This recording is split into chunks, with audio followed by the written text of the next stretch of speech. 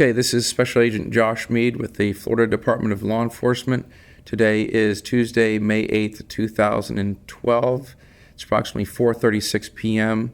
The following will be a recorded sworn interview with Daytona Beach Police Department Officer Robert Carter in reference to the event officer-involved shooting that occurred April 28th, 2012. This will be the second interview with Officer Carter, the first being conducted the same date, April 28th, 2012. Purpose of this interview is to clarify some of the main points raised during the previous interview, and this will also be a sworn statement given by Officer Carter. Also present for the interview is Officer Carter's counsel, Mike Lambert, and if I didn't say the time, it's 4:37 p.m. Officer Carter, would you raise your right hand for me? Do you swear and affirm the statement you're about to give is true and correct to the best of your belief and knowledge, so help you God? I do. Okay. And just before on tape, I clarified that you did not discharge your firearm that evening and did not use any deadly use of force that night. That's correct. Okay. There were, from my understanding at this point, 3 officers that did actually discharge their weapon. Correct. You'd said previously that was Officers Dill, Pearsall, and Mersereau? Correct. Okay.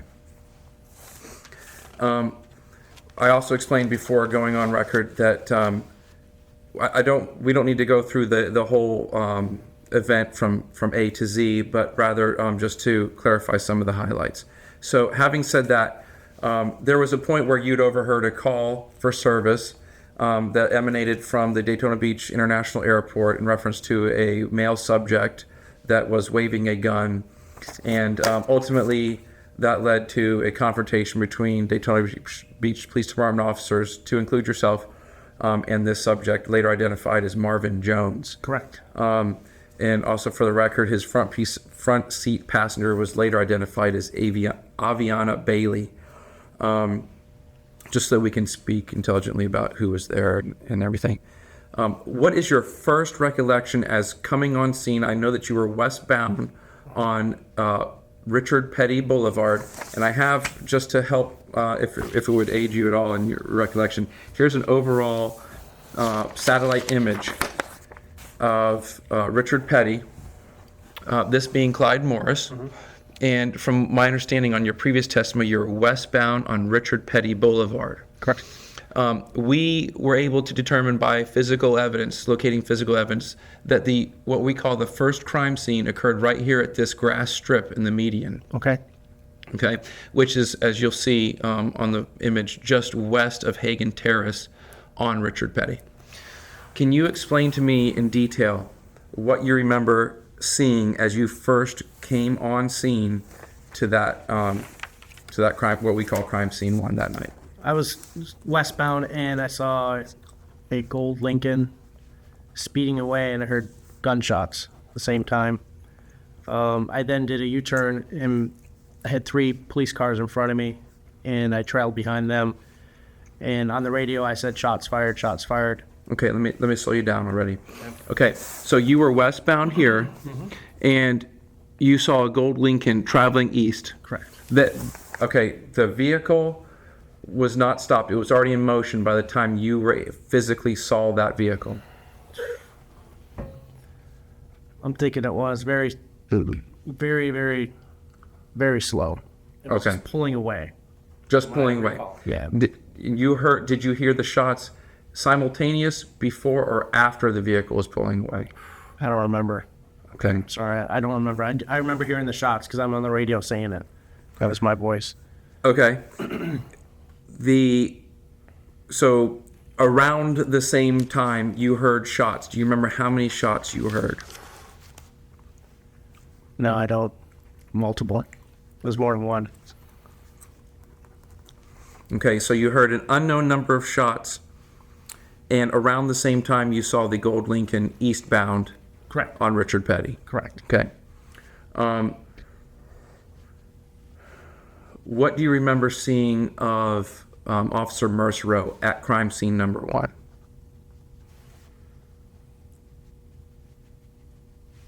think I saw him jump back in his car.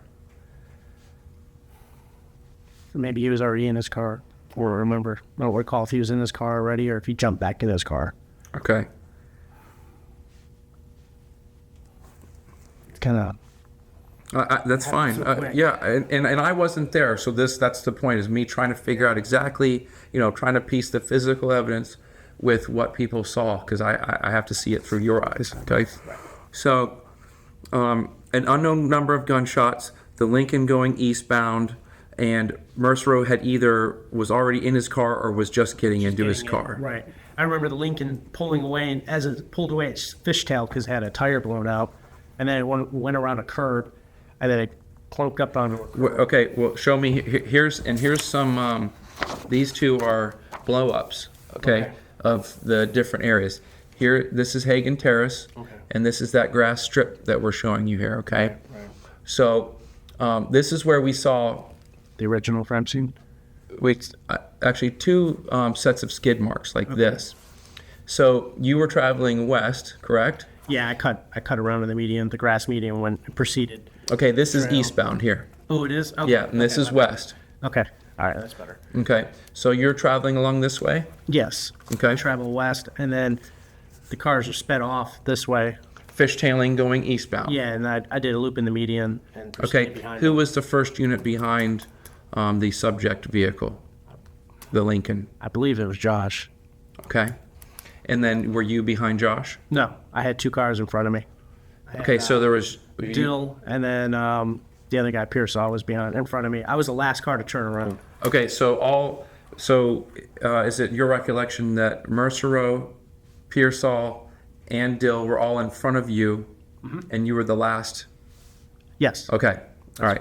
And all of that being led by the gold Lincoln, which I call the subject vehicle. Yes. Is that fair? Okay. All right.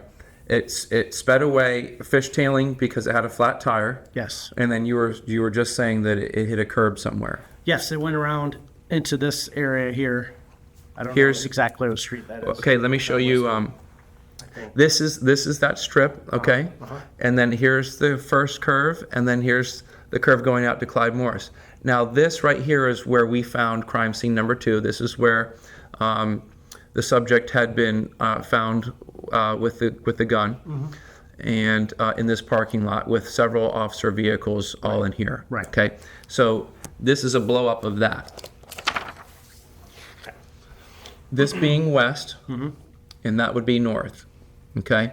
So could you place the different vehicles in here from your memory? This is crime scene 2 or crime scene 1. This is Richard Petty. Okay. And this is accessing that parking lot. This is Ember Riddle over here. Yeah, where it happened. Yes. Okay.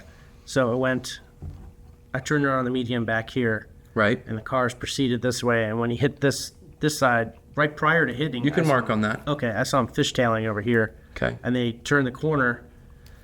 And then somewhere over here is when he ran up on the curb. Okay. Josh was coming around this way, trying to cut him off as he took off running, the suspect. And I parked over here.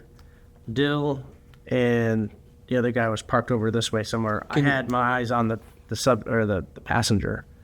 I had my spotlight on the passenger because the suspect, by the time I got there, suspect was already out of the car running. Could you put RC for you? Okay. And then who is this? I don't know which one was which. Okay, so this is either Dill or Pearsall? Yeah, I'll put P and D. Okay. I mean, I'm not 100% sure. And can you mark Mersereau? Mersereau is up here. I'll put him for M.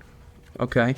And then this arrow here, if you could, that's a vehicle, that's a subject. If you want to put an S for subject. Yeah, you got it. Okay. Swell it. Okay, so the vehicle comes in here, fishtailing. Did you say it hit the curb here? No, I think it already hit the curb back earlier. Here. It looked like when Josh was pulling up after it, it was already had a flat tire at that point. Okay. You could just see it was kind of losing control. And then once the guy hit the corner, you could see him, he was still going out of control. I mean, he was trying to get away. So he was accelerating. And then up here, he just went up into the curb, jumped out of the car. I didn't see him actually jump out of the car, and I didn't see any exchange of gunshots from this car, from this position, because I got here maybe 3-4 seconds before the car already had stopped. I just saw Josh running this way into the parking lot after the subject. You said you got there 3 or 4 seconds before the car stopped, or after? After After the car stopped. Yes, after. Okay. So I stayed with Pearsall and Dill right here because we were calling the passenger out. We didn't know what we had. It would just happen so quickly. And I looked at them. I said, "You guys good?" And they said, "We're good." So I went to help out Josh. And in the meantime, I could hear fire. I could hear shots fired. Okay, when you heard that, what was your observations? Did you see any muzzle flash? No. Did you hear anybody screaming, yelling, saying anything at all? No. I didn't. What was the conditions? Do you remember? Was it The parking lot? I had maybe 10 vehicles in the back, in the northern portion of the parking lot. There was no people in the parking lot. It was just mainly trees, parking spaces, empty parking spaces. By the time I ran around, as I was running, I was looking over and I saw the suspect drop to his knees. I saw Josh behind him, like this, straight on the subject, and I heard shots, but I don't know if it was Josh or the other guy shooting. I mean, it just happened so quick. So you never saw any kind of discharge of smoke billowing out from either Mersereau's or the subject's firearm? Okay. So you heard shots. Did you hear different caliber, what you would suspect to be different caliber shots? I heard a 40 caliber. You heard a 40 caliber? Yeah, I heard a stronger, larger caliber shot. Okay. And did you hear any other caliber shots? Not at that point. Okay. I did not. All right. So then I ran around the parking lot, and the guy was down on the ground. I saw the gun laying by the guy, and Josh was above him, saying, "Let me see your hands, let me see your hands." And at that point, I said, "Get your cuffs." He grabbed his cuffs. I grabbed my... Actually, I believe I put cuffs... I pulled the guy's arm up, and you could see he was bleeding profusely. So I'm like, I put a cuff on him. And then at that time, another officer showed up. It was Brian Lewandowski, and he handed me... I believe he handed me a pair of his cuffs, and then we cuffed him at that point. Okay. I don't believe Josh's cuffs were on the guy. But like I said, it all happened so quickly. I understand how I'm these not sure. things happen. I just remember Brian being standing there. He's like 6'7". I remember looking up at him. Yeah. The guy was laying on the ground. Evac showed him maybe 2-3 minutes later. It's like, I'm burning, it hurts. I said, "Okay, you've been shot, just relax." And he was trying to roll around. I tried to keep him still. And Josh's adrenaline's flowing, so I just relax. And at that time, evac unit shows up, rescue unit treat him, medical staff treat him. While he's laying there, prior to evac showing up, he looked at me and said, "I shot my wife." I said, "Okay, she's getting treated. She's going to get treated. We got rescue coming." And then he looked at me and goes, "I wish you guys would have just killed me." That's what he said. Okay. All right. Since we're discussing that particular point, in the first one, you had said that he told you, "I shot my wife. My wife's been shot." Yep. Did he say one or both of those statements? Do you recall? I think both. Both. Okay. But you're not. And then you said you're not sure what he meant by that. "I shot my wife. My wife's been shot." That's all he said. I was asking like I asked him a couple times what his name was. He wouldn't answer anything else, and I didn't want to get into the investigation or rant and all that stuff. Yeah. I wanted to strictly let CID take care of that, all that. So I've been a CID detective for 2 years prior to this, and I understand what you say and what you don't say at a crime scene. Right. And at that point, I just told him to relax, calm down, and then evac did their thing, and then they took him off on a stretcher. That whole time I stood there right with my foot by his gun, so he had no chance of reaching it, and I didn't want that to be moved. Right. I don't want to molest that gun. So I kind of guarded that gun the whole time, as well as trying to deal with everything else going on. Okay. All right. Sounds like this second crime scene is pretty clear to you from your first interview and also now. Yes. I want to return, if we can, to the first one, just to get some more clarification. Okay. Are you clear on this again? Yeah, this is west. Here, International Speedway's right here, Right. off the photo, and this is going towards The airport's the airport access road. And here's Hagen Terrace, which accesses ISB. Okay. This is west, east, south, north. Okay. All right. And you had said several times that you were westbound on Richard Petty. Correct. All right. I just want to go through one more time. Again, what is the first thing that you observe? Try and place yourself behind that wheel, if you can go back. And what do you remember playing through in your mind? Okay. Gunshots. Good. All right. Do you remember how many? No, multiple. I know more than one. Okay. Multiple. Fair enough. All right. Then what is the very next thing that you see or hear? I heard Josh say he shot at me Over the radio or? outside. He shot at me. He shot at me. Okay. Or he's shooting at me, or he shot at me, something like that. He verbally said that, and that's when I heard him say that, and then no, I heard shots fired, and then I heard him say that, and I remember him jumping in his car. Okay. Now, before we go any further, how far away were you when you heard that? Maybe it's good, maybe 70 feet, 65 feet. Okay. We're in that range. Approximately 70 feet. Yeah.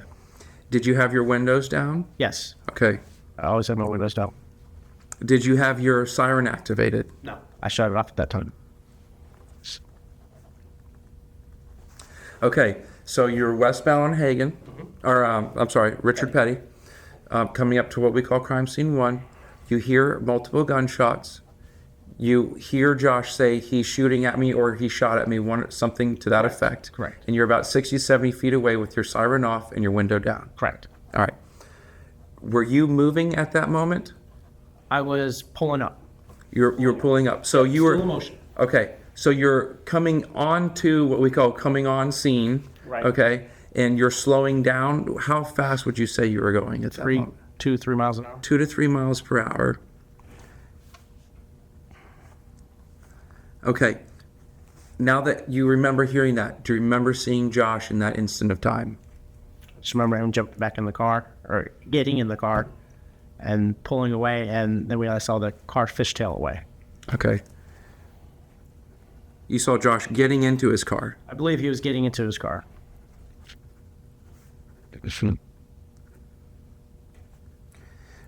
Where on here was the suspect vehicle? In the westbound lane, the eastbound lane, the median? Can you place opposite lane that? to me? I'm over here, right in the westbound lane. Okay. Going west. He was over here somewhere. Okay. That's where Can you Josh put an was over S here somewhere. in there? Yeah. Okay. So we're over that. Okay. And he fishtails away. Yep. Specifically remember do you know what direction he was facing when you first saw him? He was already in motion eastbound, or was he? I'm thinking he was still eastbound. I don't recall if he did a loop or not, if he went around and did a circle or what. I'm just going to say he just went eastbound. He was east. Okay. That's my best recollection. It happened so fast. I understand. I wish I had And you hear things separate from you seeing things. I understand that. So this is just to try and for us to be able to place all the physical evidence along with what you saw. Okay. Yep. You're the only person that we have been able to talk to that physically saw or heard something that wasn't actually involved in discharging your firearm. That's why it's important we talk to you. Okay. So you didn't hear him say, you didn't hear Mersereau say over the radio, you physically heard him say, "I've been shot," or "He's shooting at me." I heard. Yeah. And then the very next thing you remember hearing or seeing was this Lincoln going eastbound. Correct. And Mersereau was directly behind him. Correct. Did he have his lights and or sirens on? I know he has lights on. Okay. And I heard Officer Dill ask on the radio, is a pursuit authorized? Per our GO, we have to ask that question to the supervisor. Supervisor said, "Yep, 10-4." And that's when we started. Okay. It went Mersereau, either Dill or Pearsall second, and then the other person third, and then me fourth. I was behind him. And at one point, when he fishtailed, he proceeded, like I showed you here, proceeded into this area, and then he went up onto the curb. Some point in that time, as he went up on the curb and I was pulling up, I said, "Guys, watch your what did I say? I said something about conceal yourself or watch your crossfire. Pulling to think. Watch your cover. Because at that point, I did see the guy running, and I did see a gun in his hand, and he was running into the parking lot. There was a huge fence line right here. Right. Yes, And there then is. the officers were right to the right of me. Okay. I had no clear shot. Okay. Absolutely no clear shot. I had crossfire and a fence line. I was not comfortable at that point. What was Pearsall and Dill doing at this scene here? They were when they pulled They up? had their eyes on the passenger. Okay. They were in the passenger, and I looked over at them. I said, "You good? You're good." They said, "We're good." And I went and helped out Josh. I might even said, "I'm going after Josh." I might even said that. Do you your independent knowledge know if Pearsall and Dill discharged their firearms that evening at either crime scene? I do not. Okay. You've heard since then that they Yes. have? Okay. All right. Did you see any muzzle flash at either crime scene? No, I did not. Okay.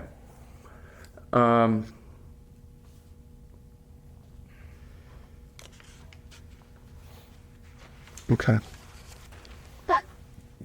When was the first time you saw Marvin Jones, the subject, with a handgun?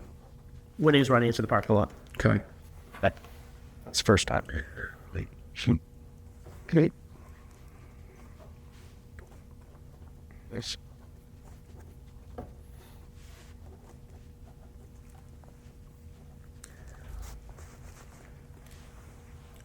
When was the first time you saw Mersereau? Let me back up. At any point at crime scene 1 or 2 during this entire incident, did you see Mersereau discharge his handgun? I heard him. I didn't. When I was looking through the fence line running around, I heard him take some shots over here. Okay. Into the parking lot. All right. It was a large caliber shot. Got it. I did actually see him pull the trigger. I understand.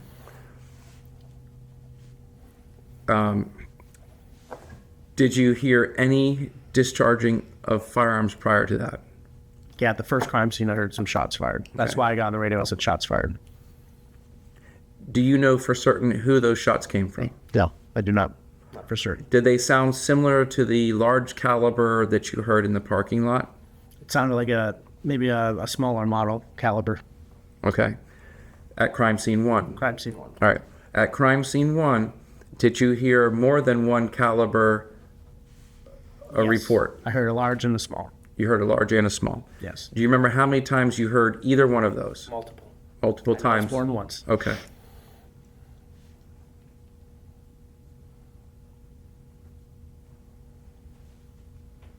Okay. I'll go over and make sure, and I want you to make sure that I got all this right, okay? You're westbound on Richard Petty. You hear multiple gunshots, both being larger and smaller caliber, Yes. okay? You heard Mersereau, physically heard him, not over the radio, say that he's shooting at me or he shot. Yes. Either he's shooting at me or he shot at me. Right, okay? Yeah. Through your window, you heard that. Yes. All right. And the very next recollection you have is the Lincoln speeding off eastbound, fishtailing away with a flat tire. Yes. Okay. Mersereau, Dill, Pearsall, and then you at the end. Yes. With Dill and Pearsall being in either second or third position. Subject vehicle ends up at what we call crime scene 2. You see the subject fleeing on foot, Mersereau giving chase. Yes. And you hear Mersereau, what you hear what you believe to be a .40 caliber or larger caliber handgun being fired. Yes. Okay, but you didn't hear both calibers on that scene. No. Okay. You get over to Dill and Pearsall say. I'm not sure if I did. I mean, it might have happened. I just can't. Okay. I remember hearing a large caliber on that. You only remember hearing the large caliber discharge at crime scene 2. Correct. Pearsall and Dill are focusing on the subject vehicle where there was still somebody in the front passenger seat. Is that correct? Correct. Okay. Do you remember that person yelling or saying anything? No. Okay. So they say they're good. You go over to the parking lot where you meet up with Mersereau, who has got his handgun pointed at the subject that's laying on the ground. Yep. Okay. And you remember seeing a handgun in front of the subject that's laying on the parking lot. Can you describe that handgun for me? It was a revolver, either brown or black in color, old style. Looked like a .22. Okay. I did look at it after everyone had left the scene. I was kind of curious to see what the caliber it was. So. Let me ask you this. In your training experience, would you think that the smaller caliber that you heard would be consistent with that handgun, what you suspect to be a 22 caliber? Yes. Okay. I shoot guns with my dad. Okay. So I do know the difference in caliber. How long have you been in law enforcement? 12 years. 12 years, okay. That night, were you dressed similar to the way you are now? Exactly. Gray top with navy brown, or navy blue pants, okay. Badge, insignia, duty belt, radio. Yep, exactly. No jacket on, exactly what you see. Okay. How I'm dressed today. All right. And all the other officers involved, were they dressed in a similar manner? Yes. Okay. None of them had any. I know that Daytona Beach Police Department used to have several different uniforms. Are they all consistent with what you're wearing? Yes, they are. Okay. If not exact. Okay. And then at the very end of all this, when you are securing the subject that's on the ground, you're maintaining the integrity of the gun. Correct. And also assisting with getting the subject handcuffed. Correct. Who tells you, my wife's been shot, or I shot my I wife. shot my wife. So he told me. Okay. Why didn't you guys kill me? Why didn't you guys kill me? Okay. So at that point in time, I thought it was a suicide by cop. That was what's going in my mind. And the next few days, that's how I thought things the way he wanted things. I even wrote down what exactly he told me. I cannot find that notepad for the life of me. I wrote down exactly what he told me. I wrote it down, and I revealed that information to the first interview. Okay. First step deal, at least. Right. Okay. Exact how he told me. But I'm still looking for that piece of paper.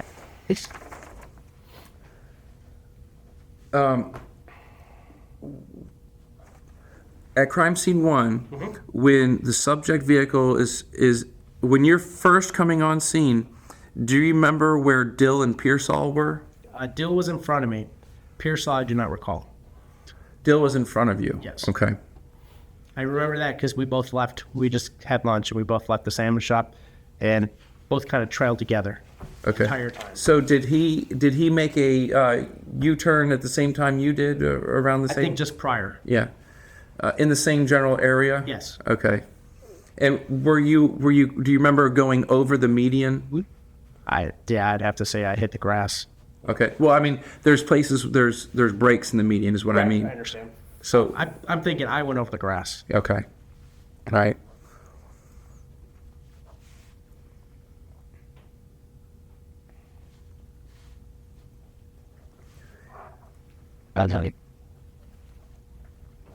You did not see what I'm calling the subject, or Marvin Jones, the driver of the Lincoln. You did not physically see him until crime scene 2. Is that correct? Yes. When he sped away, all I saw was a black belt driving him. Okay. I didn't know he had a bandana on his head or whatever he had until he was laying on the ground and I was securing him. I believe it was Officer Lewandowski that handed me a pair of cuffs because the cuffs had like a black, like plastic, like protection on both sets of cuffs. You can buy them that way instead of just the solid peerless cuffs. And he handed me those. Pretty sure he helped me because the guy was thick. So we would put 2 pairs of cuffs on him, plus he had been shot. So we wanted to be able to spread his arms out and secure him properly and check him for other weapons, which we did. And then when evac got here, they asked us to remove them. And we asked our lieutenant, and he said, yeah, sure, no problem. Okay.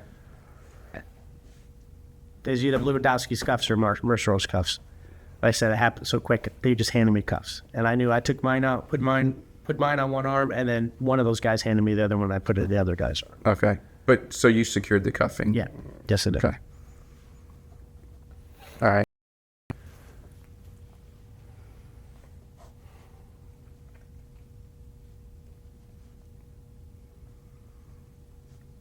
I don't have anything else. Is there anything else you'd like to add to the record? No. Mr. Lambert? Okay, that concludes the interview with Officer Carter. It is 5:05 p.m. on May 2012.